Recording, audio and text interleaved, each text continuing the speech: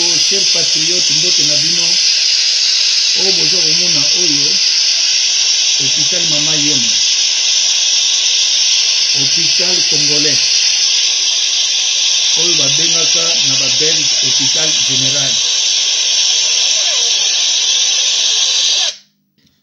Bandeko, je crois que bomoni hôpital général, hôpital congolais na minute oyo bomoni nini ezaleli.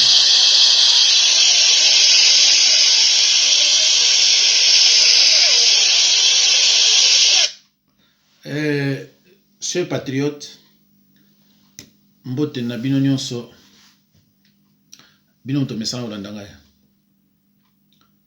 Image ona utomona eza hôpital Mama Yemo. Eza hôpital Mama Yemo. Bolimbisa bandeko. Nazo sala vidéo, je vais te rappeler après. O wana bomoni bandeko ezali hôpital Mama Yemo. Tala ba condition oyo peuple azako vivre nango na kati hôpital ya mboka na ye. Siko yo ozwi 500,000 au kabion kaboy. Quel cœur. Bongo yo ozotuna nga pona nini olingi Tshilombo te. Mais motuna ona banjeza normalité. Hôpital wana balakisi na baluba baza kuna na batetela na bangala na bakongo ekolo nyonso. Mais omoni hôpital yango ndenge ezali bandeko na ngai. Allez, ozwi siko 18 millions obebisa nka boye pour enterrement ya papa na yo. Et tango silisi oyibi siko 15 millions bokaboli yango bino na kamere oye ko reconnaître na Belgique. Tala mboka ndenge ezali. Tolongo wana te ozwi siko 10 millions oso ba jipe pour ba conseiller na ya baluba. Je précise, hein? 10 millions oso ba jipe pour ba conseiller na yo ya baluba. Tosuki wana te 6 millions il faut ebima pour na anniversaire de mariage na yo na Kanambe. Bandeko nanga toza wapi? C'est pour cela que je l'ai dit et je l'ai toujours dit que Tshilombo, c'est un président de Baluba et des intérêts touti. Je pèse mes mots. Yo soko lingi buzoba ko pakolanga buzoba na yote.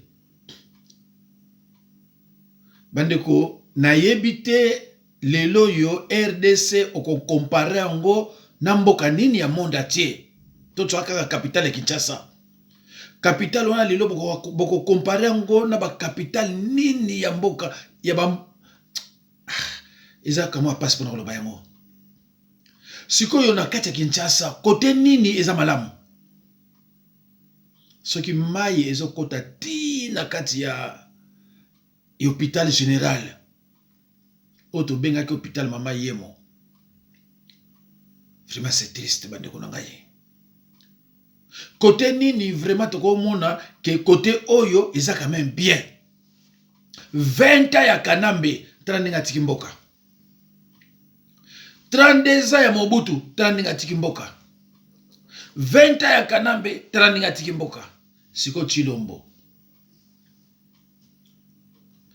Tshilombo a choisi ses partenaires. Mais Kabila n'a jamais dit qu'il était partenaire de Tshilombo. Mais Tshilombo mtaloba yango. Kabila n'a jamais dit qu'il était Moluba. Baluba yango pona mendicité. Yo Moluba soza contre ngai etali yo parce que nazana posa ko te que yo linga ngai na bozoba ya boye.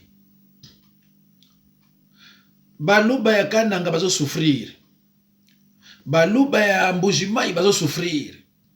Yo zono mbongo ozo sala oyo lingi.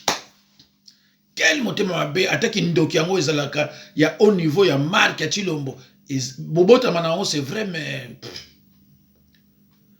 talabeta hôpital bato bazo liati bazo kufa 500 millions zuango kaka pona okabilango famille bongo oto bengi biso tant zokola kinzodisa parce que ba yebi que tu étais nommé vota yo azate alors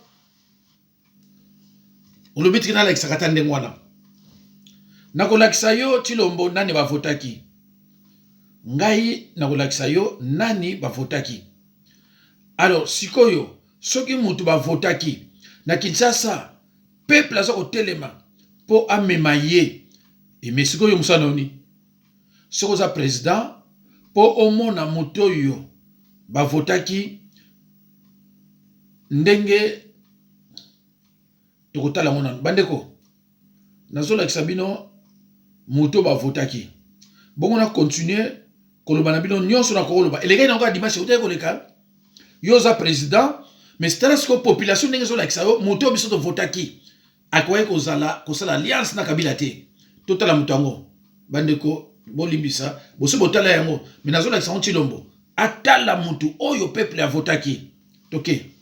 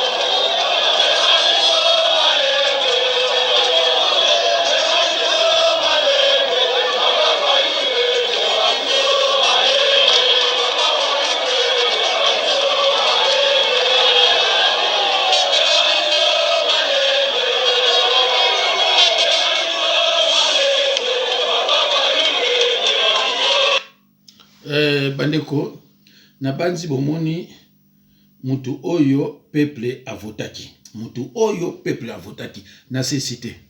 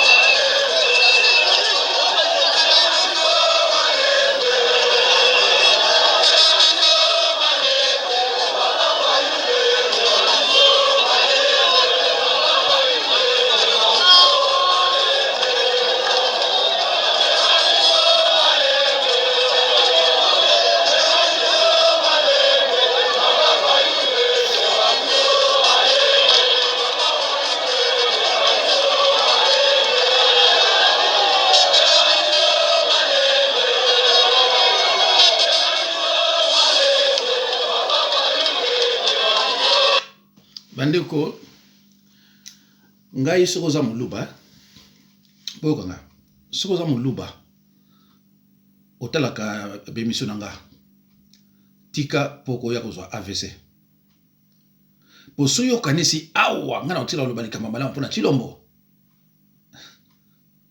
okima na lakisi eloko boso mona eleki na kaka na basi deuxième semaine ngoyo une année après deuxième semaine ngoyo Tshilombo yona ba conseil na yo botala la population wana nyoso zomona bavotaki nani Fayulu tout wana zomona bavotaki Fayulu bosiko bino na mtavotaki bino. C'est clair, hein? Bah, images, les images parlent. Au moni, bah, tu vois, nyonso, bah, fouta ki Fayulu. Parce que yo, tu le mona, bah, fouta ki yo.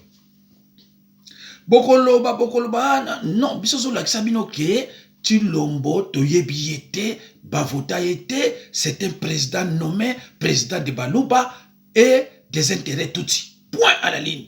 Tout ça clair, tout ça clair. Tout qui n'est pas été. Donc, ce qui yo, Bible, les akopekisa, ko encourager mujibi. Alors, bandeko nanga, na utila bilo le moko awa, botala, bo comprendre que Tshilombo ayebi makabalo bakate. Tshilombo, makabalo bakayebi na ngote. Pe, je me demande ce qui vraiment est normal. Voilà. Donc, dans un logo moko awa, ce qui yango, mais faut ça la yango. Faut la yango. Tant que yoki yango et pesi nga pasi.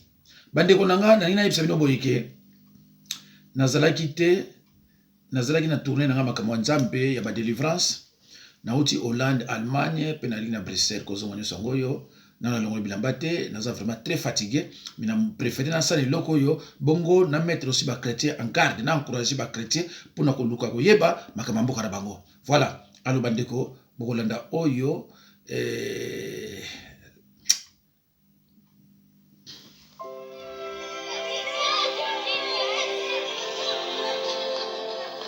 Mbote na bino banso. Jambo yenu. Mbote na beno. Et toi Boué. C'est Noël, le tout premier pour nous en tant que première dame et président de la République démocratique du Congo, notre cher pays. Nous voulons en profiter pour vous souhaiter ensemble des très bons moments avec vos familles, vos amis et proches. Nous souhaitons que cette célébration de la naissance du Christ, notre Sauveur, soit aussi une renaissance pour notre pays et qu'il apporte beaucoup de bonheur dans nos familles. Jésus est venu pour manifester l'amour de Dieu envers nous et pour nous enseigner l'amour, non seulement envers le Père, mais également envers notre prochain. Joyeux Noël, mais surtout, bonne année 2020 à vous tous, chers compatriotes. Il y a quelques mois, je vous ai dit que le plus petit geste que vous pourriez poser était important pour atteindre notre objectif, le changement. Le changement, c'est aussi ne pas rester indifférent à la souffrance de nos frères et sœurs. N'hésitons pas à manifester de la bienveillance et de l'amour envers ceux qui en ont grandement besoin.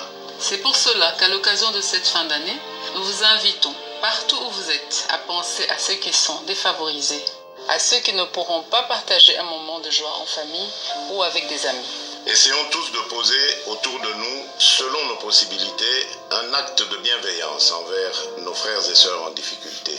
Comme par exemple, assister à un orphelinat ou un home de vieillards, visiter des malades dans les hôpitaux pour les réconforter, partager un sourire avec ceux qui ont perdu des proches cette année dans diverses circonstances afin de leur redonner goût à la vie, écouter et donner du temps à ceux qui sont autour de nous. Ayons une pensée pour nos frères et sœurs du Nord-Est qui vivent en ce moment les affres de la guerre et également pour nos forces armées qui défendent nos populations au péril de leur vie. Essayons de faire quelque chose qui ramènera de l'espoir autour de nous. Encore une fois, joyeux Noël. Et bonne année 2020 à toutes et à tous. Que Dieu bénisse la République démocratique du Congo et son peuple. Bandego. Est-ce que Tshilombo makambo a lobby? Est-ce que comprendre ngo? Bino moto ozolanda na ba commentaire bandeko boyebisanga. Est-ce que Tshilombo makambo ya lobby? C'est normal. Tango azozwa 500,000 pona kotinda na mboka ya batu. Et peuple na ye aza ko souffrir. Azo parler na amour. Donc on a évité bateau nyoso mibana la bino po botala ba ventilo bazo sala. O musozo lo baza première dame ya Baluba. Akende na Rwanda kozwa bana ya ba orphelin kuna. Ah, kozala pe président mon amoni ezala pe nation na tina te. C'est vrai bandeko na ngai kozala président pe eza nation na tina te. Donc tango bato bazoyeba te makambo nini bazokoloba eza mawa. Azolo bato aider bato to sala boye bienveillance tout ça a Tshilombo bazo comprendre le côté za mawa mingi. Ah bandeko na ngai. Elle me ça passe hein. Tant aux hommes qui me toiso benga président, makambo ya zolo bazo comprendre na été, ah mais c'est grave. Parce que makambo balobi bango ba comprendre te, Tshilombo za déconnecté na makambo nyonso zolo karamboka na biso. Donc quoi le baka za mvoute, aza mvoute. Bande ko ngai, bolanda ka ba vidéo nanga o tshaka ngoka. Na lobaka na bino le moko ke Tshilombo asigna ba document, asigna ba contrat moko oyo ye ayebite. Tangu balobaka ke tozo ko peso ki bokonzi azwaka trouble. Donc asigna biloko mosusu kutu yete mutu asigna yango ba imita ba signature na ye. Yango na lelo bandeko na ngai boza komona o mbongo ebimi boye o tozwa boye ye asigna biloko nyonso wana ba signaka yango neti bébé. Donc c'est quoi ce sutuka? Ah, mais na loba mais oui t'as la signature en salek. Donc Kamere amona kaye vraiment eloko pamba. Ndeko na loba na bino naza pasteur na Mkongo. Tshilombo akotikala ko zana kimia te. Tshilombo akotikala ko travailler te.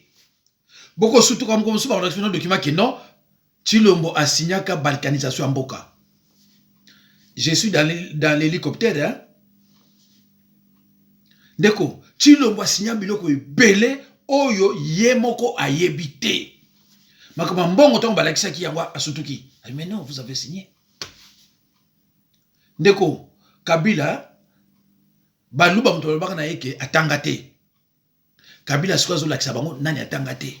Ako mema bango na suka. Kabila loba jamais que azala patrie nani abilo mbezo bossa na pona ba Kabila loba jamais que yazala partenaire ya Tshilombo. Tshilombo mutaloba yango. Kabila loba jamais que azala muluba, baluba mtu azala yango. Ndeko ba uto tindilanga mikanda moko, ba mbongo akoyiba. Et c'est pesi ba monta ba 700 millions. Mende na yebisi ba ndeko na ye kaka sikoyo na uti Allemagne, Hollande, Bruxelles.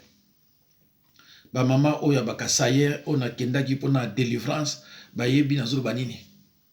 Donc ozonga na zongi yango yo na lobiti la pesa bino kamwe loko yo bongo na nisa mususu oyo sikoyo ya kimoyibi ya 700 millions et comme monta à 700 millions ce n'est plus de 15 millions tout ça 700 millions et mutu oya bimisi yango emoluba ndeko baluba babandi ko craquer baluba babandi ko craquer babandi ko kima Tshilombo bandeko boyoki ndenge na lobaka ezo kotilaka bango nyonso pa ibali na moni meme na ba mususu babandi koloba na bato babengi soki ba baluba ko surtout petit oyo soki nani ka baso soki na lobaka Rwanda oyo ayoka boyoka lelo makabazo loba ndeko naza ko changer bako epele naza ko changer baluba epele bako pesa na raison un jour ba pasteur baluba wana na banzi un jour ba okanga minoko pona zala ba mayele bandeko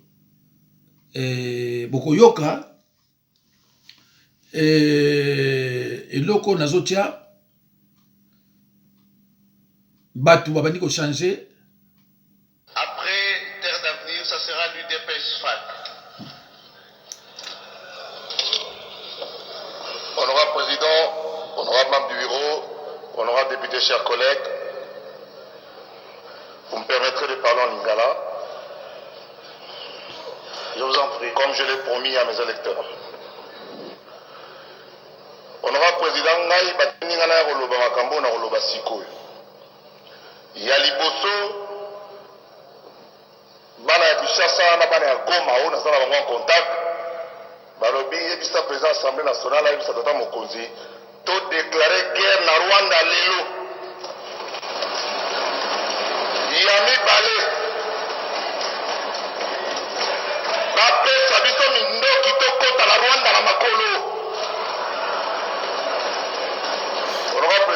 biso tant toza kokola soki oke na classe babeti ozongi oza kolela moboti ya kobakisa to azongisi yo kuna pa euti yo mpe kende kobunda soki aleki yo makasi zo ata libende so ata ye mini Rwanda kosaka na biso te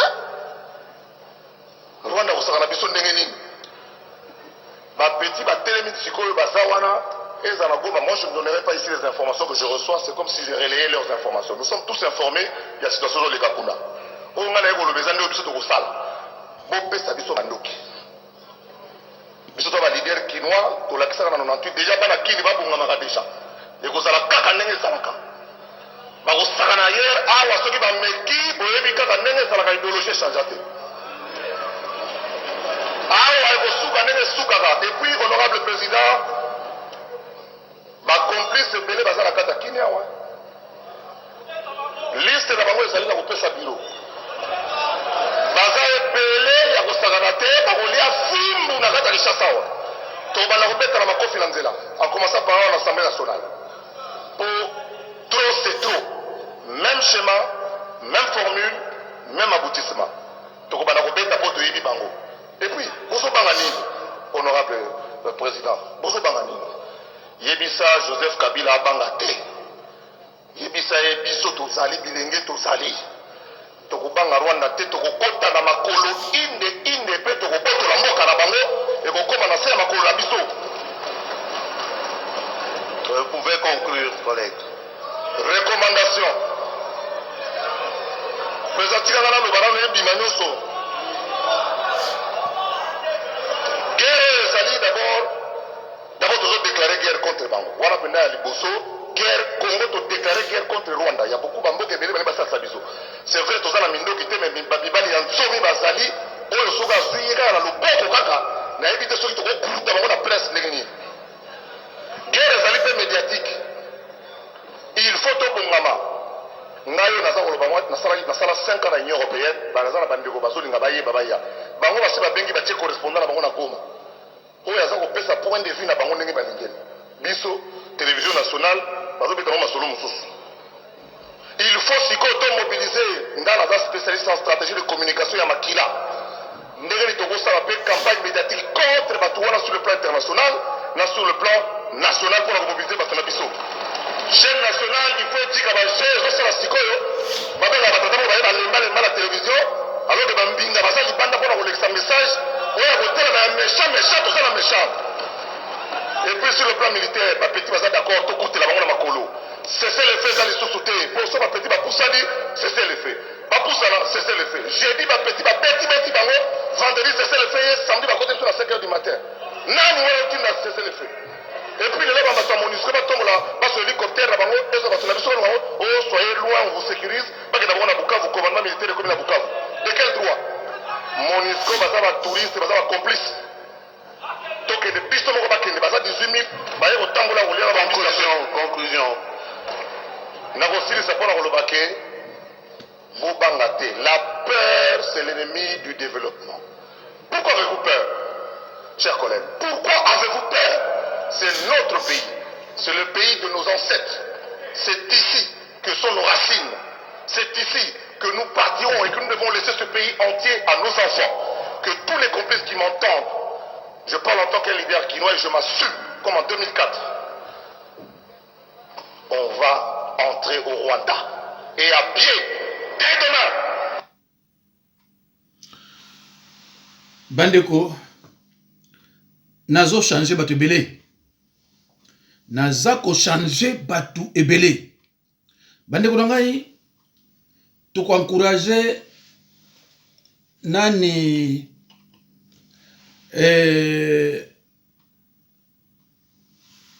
Muzitu na ndeko nani Martin Fayulu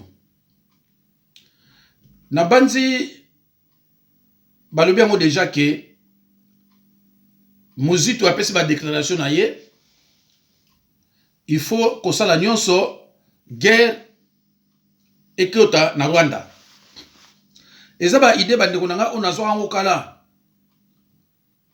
que en tout cas suka na yango biso pe photo déstabiliser Rwanda. parce que ceux qui ont déstabilisé Rwanda oyo baza kuna babanda kokima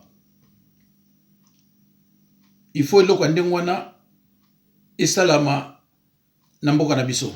Naza député national nazo yebate nazo ka soni kutu na lobalelo ke naza député na yebi kutu eloko ni nazo ke no sala ki député te ayo mo yebi no na yebi yango nazo lexaka pamba na kiniki lisusu te au moins na sabota yango au moins ka bato baza ba mususu ba shawarma baza kolia biso bato zalika ka qui est pour qui est contre donc au sale eloko moko te en 9 mois on n'a rien fait et au moins ki ba beti maboko to kamati to silisi session to toke ne vacances mais pas que des vacances que ça là les vacances aux que le salaire au moment de le salaire au moment de pour l'incompétence tout pour ma privé nous musala et c'est pas pour exemple politique oyo FCC à ça qu'on mené de main de maître actuellement assemblée nationale parce que soit qui ça FCC bolinga te ça FCC ba mzusu wana to zali ba figurant dans le ba seka au quand des bezo bokamate au sekitamu ngolana ndeko Israël ba ye ba lebia président Ngoloba. Tala ndenge baladi sibiso be échappe ya Miss Monde. Aux aïna assemblée nationale. Ba Miss Monde na mulungu zakuna. Na mulungu zala kikuna to bimi bazoba balbi ate député solope azarani ndenge wana. Solope na kati kati yote pona mona ki ben premier ministre la photo moka kangi solopo. Bon mais wana to yike loi moko to liwo voter pona ke so to ya kati assemblée bon. Bozo ka ba précaution na bino na voter makumu. La moni premier ministre là boy au milieu de la bana to sakala olo balazo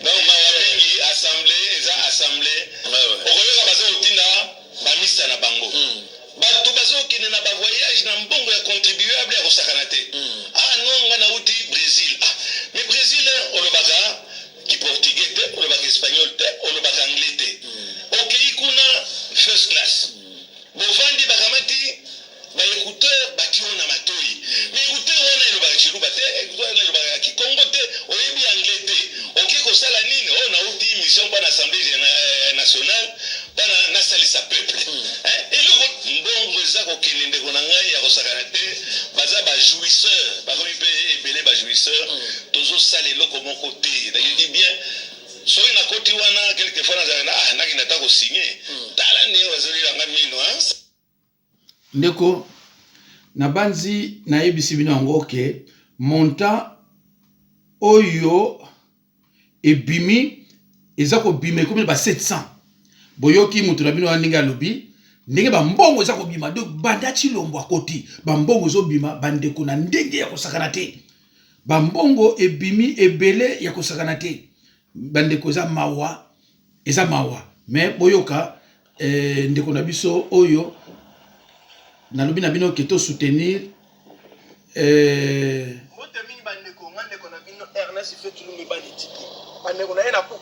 to soutenir muzitu na fayulu afana lo bananu webi très bien na samno ke ngana ba journaliste ke nazali congolais zero azana pasi ba moteli mboka na biso nengo lo bandeko na mettre ko isa mingi mapeli yako oui il a raison nengo lo balikamo oyo ba papa na biso ya mikolo oyo soit disant ba bengi ba politicien o baza ba politicien lokuta bana ba trahi mboka to yeki lobi papa na biso Adolphe Muzitu alobi likamo ya mutuya alobi boye ba Rwandais ba ko menacer biso ba to bunisa biso comme makambo esila il faut biso ba congolais to lobe ko bunisa na Rwanda oui il a totalement raison il a raison maman Koloba c'est pas normal dans ce simplement tout ça na mindela wati est-ce que Belgique ko attaquer France non communauté internationale européenne non c'est pas juste mais pourquoi biso ba congolais to tolérer buzo ba wana ndenge papa Jean Pierre Mbemba lobi ndenge nani ndeko nani na kombo ya Moïse Katumba lobi que non makambo nani papa Adolphe lobi za malamu te mais ba mona so bazo bana bango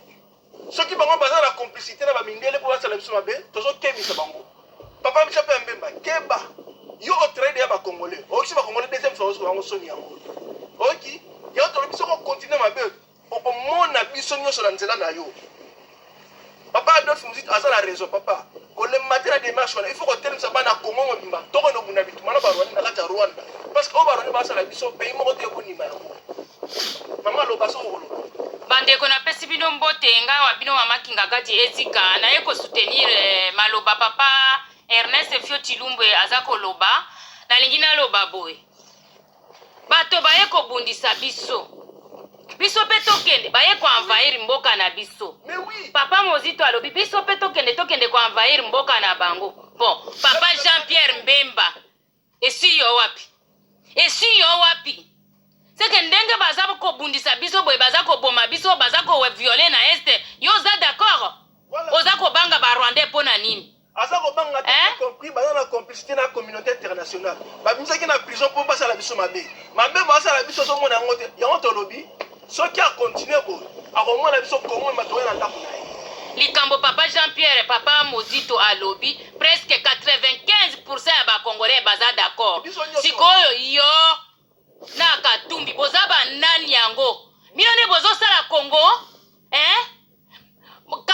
nani Katumbi mwasi na aza rwandaise aza bien na mwasi na bana na ye yo memema oza na mbongo ozalaki président na Kabila oza pe héritage papa no atikela yo sikoyo te papa naza na kanda na loba yango yo lingi babomaka bato na este tobundisa Rwanda yo libu te kobundisa Rwanda te yo za nani yango yo ndo ozosala Congo mobimba babimisaki yo na nini na CPI po ya konyokola biso oyo Kagame azosala biso yo za d'accord nango soki okebi te omoni nani radio na batumbaki wana tokopie yo tokopie esika nyonso toyebi ke bomengo papa no atikelaka yo eza na Congo tokopie yango tokobebisa biloko na nyonso eza na kati ya Congo tika biso tranquille tobunda oza na minduko oza na basoda oboyi bana Équateur bana Gemena botelemela moye nani papa Jean-Pierre Mbemba mama osalisa malamu aza na complot mabe na suki wana soki bokontinue tokozongela bino kongo me tokotelemisa bakotelemela bino yo Moïse Katumbi keba na yo oteme en garde d'ailleurs oza Zambien et puis mwasi na ye aza leki ya Kagame sikoyo bozomona banani bazoba yango nga natuni bakongolais nyonso eske Moïse Katumbi na Mbemba nde bazosala Congo soki bango balingi te nde esali nini papa Mbemba nzoko ozalaka motema mabe boye toyebaki te obimi na CPA Congo nyonso toye koyamba yo tokebisi yo tosuki nanu kaka wana kasi sikoyo tosukisi bongo ingete bandeko makambo eza kobeba na ndenge ya moke te mais mes chers frères, chers patriotes,